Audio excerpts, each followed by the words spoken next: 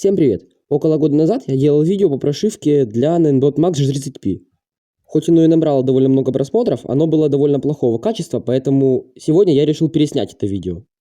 Итак, в этом видео вы увидите, как легко и быстро в пару кликов разогнать ваш Ninebot Max G30P до 37 км в час. При этом все бесплатно и огромного вреда самокату прошивка не принесет. Хотелось бы также еще уточнить, что прошить таким образом самокат могут только люди, у которых на самокате установлена прошивка стоковая до июля 2022 года. Так как в июле 2022 года компания Ninebot выпустила прошивку, которая ограничивает возможность прошить самокат кастомной прошивкой. Поэтому, к сожалению, если у вас установлена прошивка, которая вышла в июле 2022 года, то прошить вы не сможете.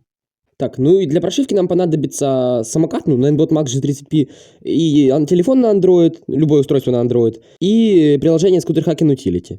Так, ну и для начала мы должны сменить серийный номер нашего самоката. Для этого открываем приложение Scooter Hacking Utility, подключаемся к самокату, и в разделе Tools нажимаем на кнопочку Change Region. Здесь мы листаем вниз и выбираем Custom. Далее просто переписываем в открывшееся окошко серийный номер, который вы сейчас видите на экране. И нажимаем кнопочку Change. Если самокат издал характерный звук, значит все прошло успешно. Далее переходим по ссылке, которую я оставлю под этим видео в описании, и попадаем на сайт конфигуратора прошивок. Скорее всего, у вас сразу же высветится красное окошко, нажимаем кнопочку Continue. Далее листаем ниже и видим параметры, которые мы можем изменить. Так, давайте пойдем по порядку. Basics.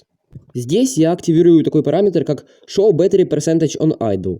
Теперь, когда самокат включен и стоит на месте, вместо нуля на спидометре самоката будет показываться заряд батареи. Следующий раздел, в который мы переходим, это Power and Speed.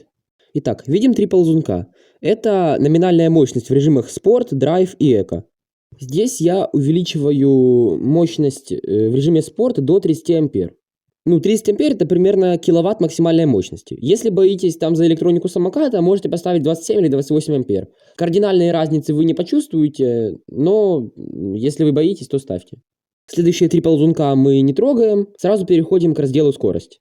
Но для начала давайте разберемся еще с кое-каким параметром. Это так называемый русский газ. В стоке вы управляете с рука газа именно скоростью самоката, а русский газ позволяет вам управлять с рука газа мощностью самоката, как на машине. Русский газ позволяет сократить задержку при нажатии курка газа, и самокат начинает реально бодрее ехать. Но тут, как и везде, есть кое-какой нюанс. Вы не сможете поставить круиз-контроль не на максимальную скорость самоката. То есть, например, едете вы 20 км в час, хотите поставить круиз-контроль на 20 км в час, а он будет просто плавно разгоняться дальше с русским газом. Я включаю этот параметр, выбирая Always On, а вы как хотите. Если вы решили не включать русский газ, то тогда под себя регулируете верхние ползунки.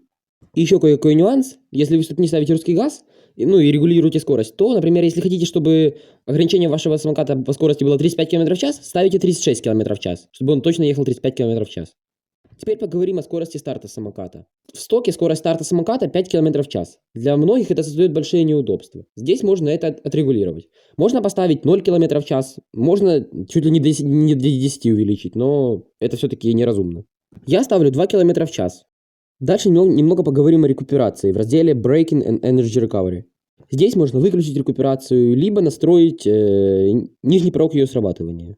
И также важное примечание. С выключенной рекуперацией задний электронный тормоз работать будет. Дальше круиз-контроль. Здесь можно включить-выключить звуковой сигнал при срабатывании круиз-контроля, включить-выключить сам круиз-контроль, либо изменить время, которое требуется для включения круиз-контроля. Я в этом разделе ничего не меняю. Следующий и последний раздел, где я что-то должен изменить, это Advanced. Здесь я выбираю такой параметр, как No Overspeed Alarm. Кто не знал, в стоке, если ехать с какой-то большой горы, разгоняться, если скорость достигнет и превысит 35 км в час, он начнет пищать вот так. Ну все, прошивку мы собрали, теперь нажимаем на последний раздел Finish Time to Cook.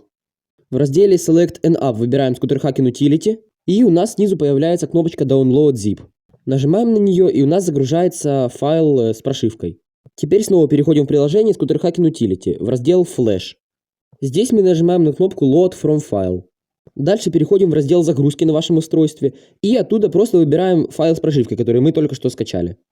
Когда мы его выбрали, он у нас отображается в приложении, и теперь просто нажимаем кнопочку Start Flash.